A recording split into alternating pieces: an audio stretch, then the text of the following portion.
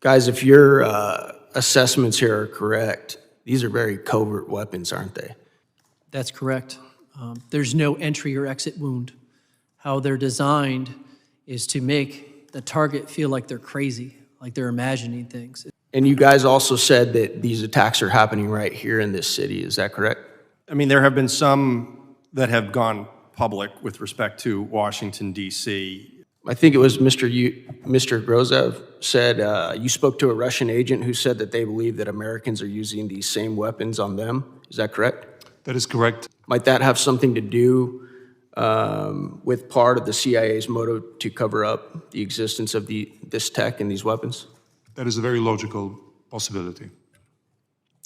Thank you. Mr. Chairman, I yield back. The gentleman yields. The chair now recognizes the gentleman from New York, Mr. Goldman, for his round of questioning. Thank you, Mr. Chairman, and thank you to our witnesses for being here. Mr. Grozev, I want to follow up a little bit on the interactions you've had with Russian intelligence about these AHIs. And Mr. Zaid, I want to ask, and this is a hypothetical, but I'm trying to understand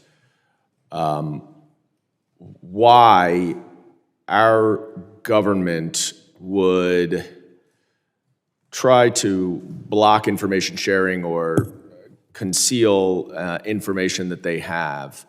And one thing that comes to mind is whether there's an operational risk to revealing any of the details of their investigation. Is that something that you have come across in any of your work? There's a lot of reasons why the information might not be publicly released.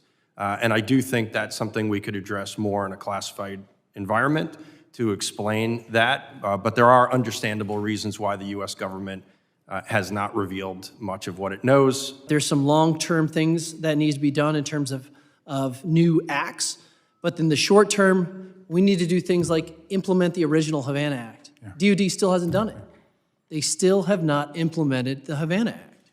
And we need a VA diagnostic code. Thanks to the VFW brothers and sisters that are here today and for your meeting earlier, we don't have a VA diagnostic code for the 500-some DOD survivors. Yeah. How are they going to get long-term care and disability without that?